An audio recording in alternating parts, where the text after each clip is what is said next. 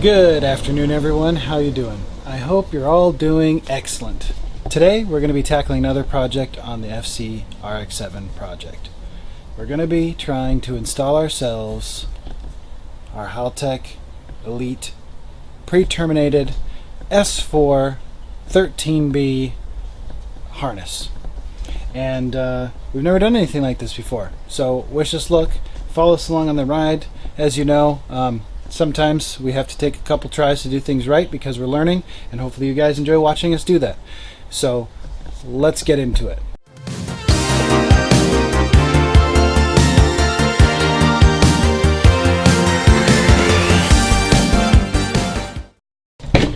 So first of all, I do have the harness sitting in here. We're going to try and lay this out inside the engine bay and see if we understand what all the connections mean and can interpret the manual, and if everything reaches where we have our new setup, including the battery that's been relocated, where we have the alternator wiring, and where we're going to put our ignition coils.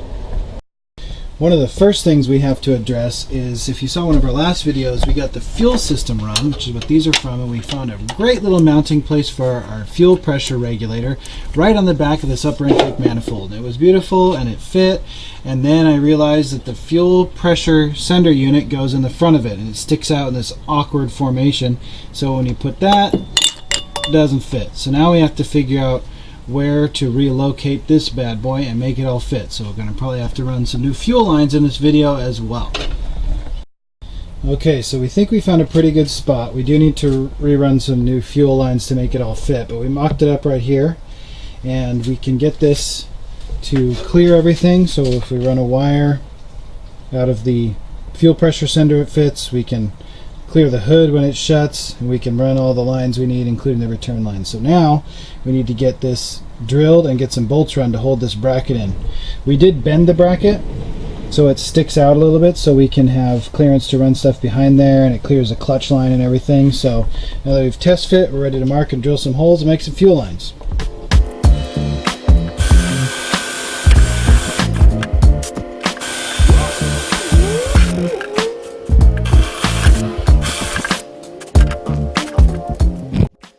Alright, so we just drilled our 2 holes here, and now what we're going to do, we're just using this lip against the firewall. We're going to use the bent bracket to mount it up here. I'm going to go ahead and use a tap to tap these holes for our M6 1.0 bolts, and that way they'll thread directly into this little lip here.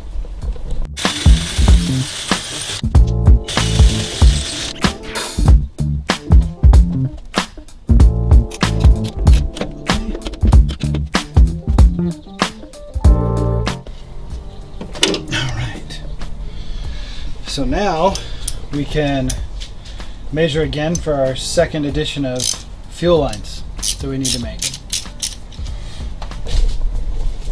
Fuel lines!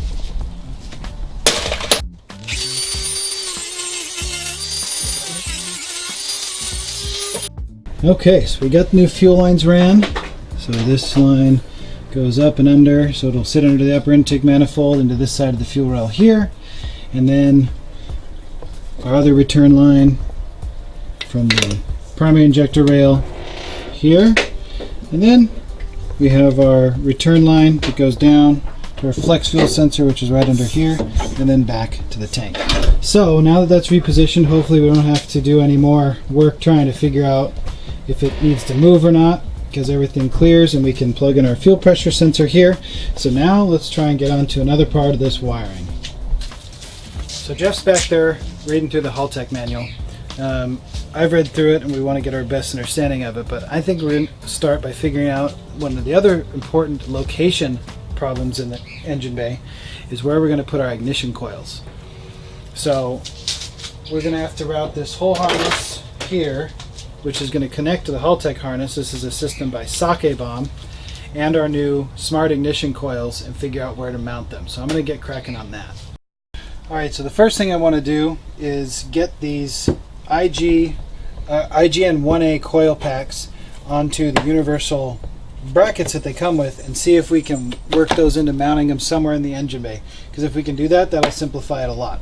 And then we'll route the harness that it came with which we just got labeled after an internet search to figure out what goes to what and see how everything's fitting, and then we'll move to the bigger parts of the wiring harness. So I'm going to try and assemble this thing right here.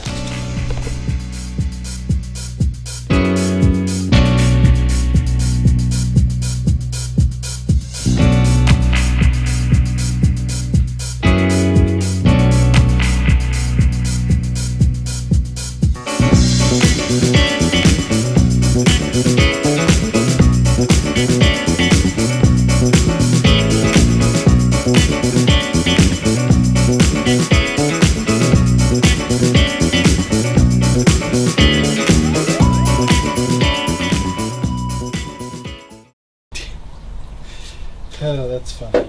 Okay, so where are we going to mount these?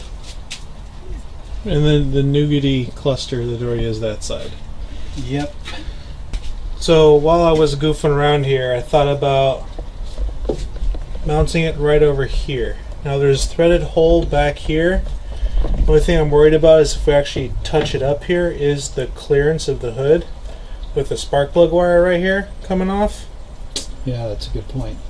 So that's why I kind of want to pull it back a little bit, because then it can drop down.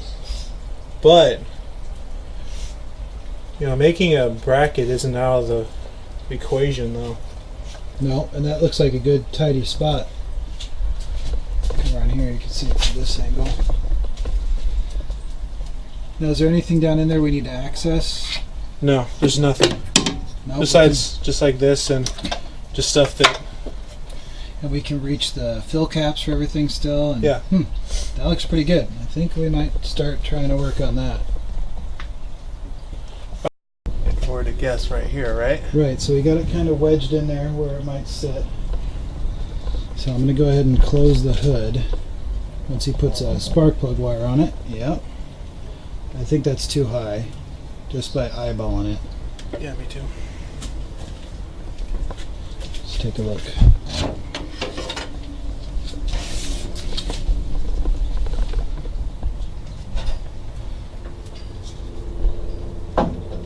Using our little periscope apparatus, cell phone with a light on it through the hood vent. What do we see there? It's pretty much touching right there. Yeah, it is, but it's. I think if we can get it down like 1/4 of an inch to an inch, we should be good. Yep. Sweet. Found an old bracket we think we might be able to repurpose to hold this little rig, so we're going to go ahead and start modifying it now.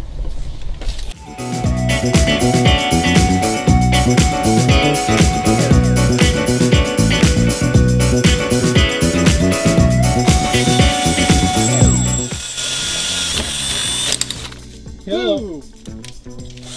And we forgot to do a safety check. Sandals, we're good. All right, we're safe. Now we're good. Yep. He is wearing those.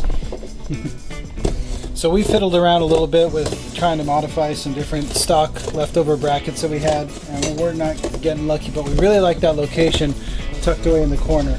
So Jeff's cutting out some cardboard right now so we can make a little template and figure out we're going to have to custom make a bracket to hold these up in the corner there. So we're going to measure this out and get ourselves a little rough estimate, and then we'll have to go buy some sheet metal and cut that out. So we'll mark this up, we'll show you the finished product, but it's going to take us a little while, so we'll see you probably in a few days.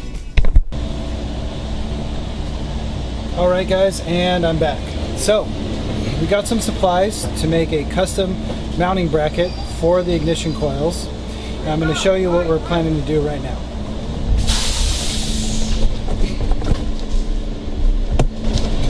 So what I got here is a piece of 16 gauge sheet metal, and we have our rough template here that we're going to be using. And I got plenty so that if I mess anything up we can try again and cut extra. So the rough idea is that these flanges will bend up to mount against the mounting points in the chassis, and then this bottom section will be a tray to hold the IGN1A coil pack. Now it's going to be a little complicated because we still need to be able to connect these coils in the back, We also need to be able to make sure there's plenty of heat to plenty of air and space to dissipate the heat from these heat sinks here, so we don't overheat the coil packs. So I'm going to go ahead and get our first trace here and cut going, and then we'll start working with it and see if we can make something nice today.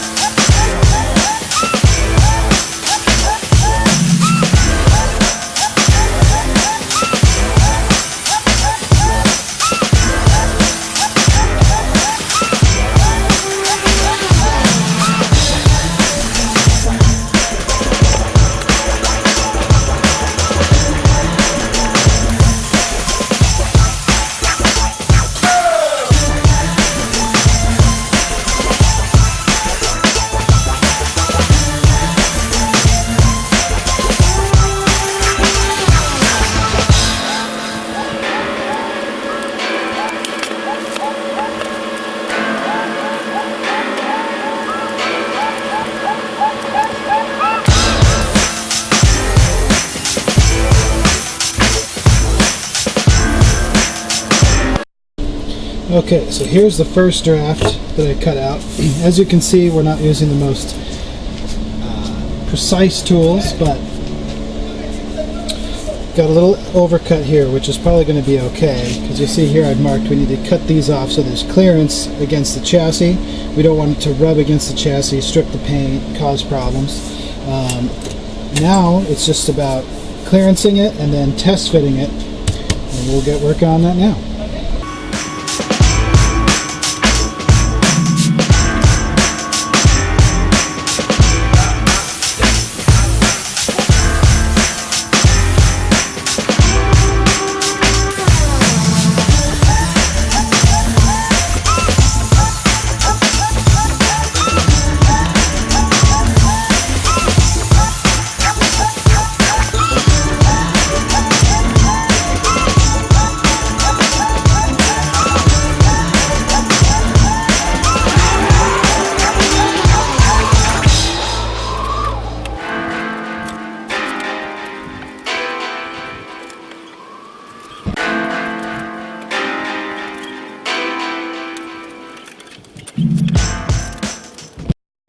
Alright, so I've been working it over with the flapper wheel now, getting it into a pretty good shape.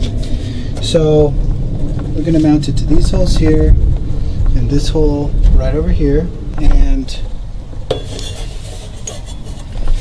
starting to fit in there pretty nice. So I'm going to make a few more cuts and then test fit the coil packs. Alright, so I've got the first, I guess, prototype stage done. I've got it bolted in and it's looking pretty good, so let me show it to you.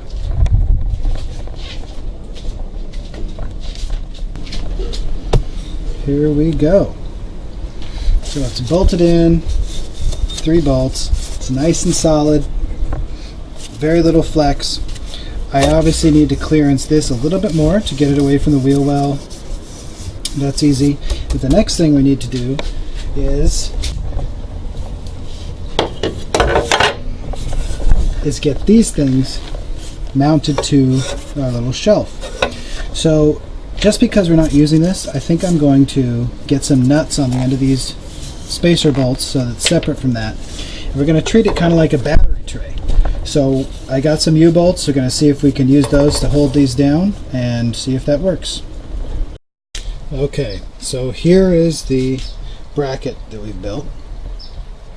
And here are the coil packs. You'll see I just put nuts here and separated from the universal mounting base.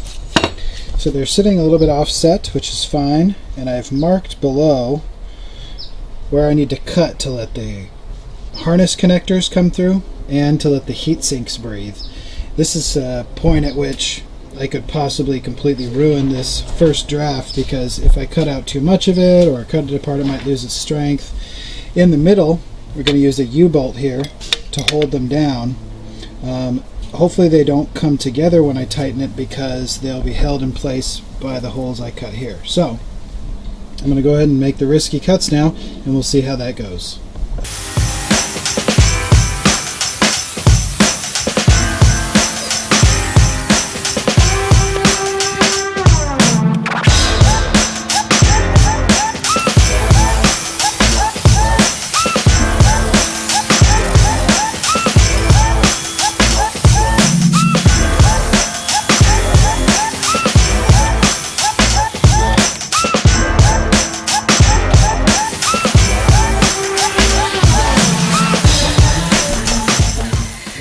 Alright, so I just finished clearancing the cutouts, and as you can see, there's a very thin part here that is a bit suspect for strength, but as you can see, I'm pushing on it pretty hard. It's not really bending, and I'm going to have it supported in 2 places, close to both of them. Let me show you how the coil packs fit in there. See, it's not as precise as a machine shop. I obviously took off too much here, but heat sinks go through and the connections. So now it's time to strap them down, and hopefully this little experiment works. Let's take a look. Alright, so after basically just doing my rough metalworking fabrication for most of the day, I've got a working prototype, and I think it's going to work pretty well. So let me show you what's up. So just a detail here, I had to build a brace between the coil packs to keep them centered, because I used this U-bolt to hold them into the bracket, if you can see there, and since it's concaved, it was pulling them together. But this is really solid. It doesn't flex at all. Part of it is because the metal here is form shaped. I have it bolted in the bottom there, and I know it's a little rough looking, but I'll eventually kind of round some of these out with the flapper wheel and probably spray paint it black. But right now I'm going to go ahead and bolt it in and show you how it looks in the engine bay. Alright, so there they are right back here. Look pretty good. Nice location.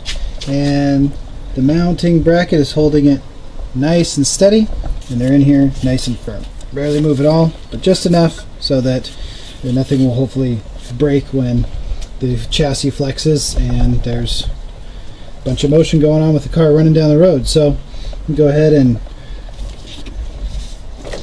pop the spark plugs on here, spark plug wires, excuse me, and run them down to the spark plugs. Alright guys, so I did have to make one more small modification, which I'm going to show you in just a moment. Right now I've got the first coat drying on here, nice engine enamel, so it'll look really tucked away and tidy and OEM plus in the engine bay. If you'll notice, this section here is shorter because the clearance for everything was fine, but the connectors do have to go in from underneath for those coil packs, so I had to shorten it, basically swivel it on the mounting bracket here to raise that up. Everything still fits just fine, so I went ahead and spray painted it. Now I'm going to show you guys back in the engine bay how I'm going to route the harness. Okay you guys, so here is what's starting to become rat's nest, excuse me, of wiring. We are, of course, when we get everything finally run, going to clean it up and tidy it up with zip ties so it sticks out of the way. But as you'll see, some of the stock chassis harness runs along here, so we have a lot to tie into. The harness has a few main parts. It has its connection to the Haltech unit, which is here, which I'm going to be able to mount close to the fuse box. It has the relay for it as well, which I think I'm going to be able to mount to the bolt that holds the fuse box in place, so that'll be nice and tidy. It has the power, or positive, which I'm going to run a distribution block off of our battery relocation terminal, so it'll be able to bolt in there. And it has a ground, which can go to the factory chassis ground right here, which is a great location, great grounding spot, so I think that'll be great. And then the harness runs up underneath here. It's currently above the spark plug wires, but we're going to fix that and attach it to this main loom here. And it comes up underneath the brake master cylinder. And here are 4 igniter connections. So I've labeled these trailing 1, trailing 2, leading 1, leading 2. So we'll go ahead and, sorry I drew on myself with the Sharpie. on accident. Up from underneath that bracket, so they'll all be connected in. And once the paint dries, I'll hook it all up and show you the final assembly. Alright guys, so here we go. Wires are run underneath, connected there in sequence, and it's nicely mounted, tucked away in the corner, ready to go.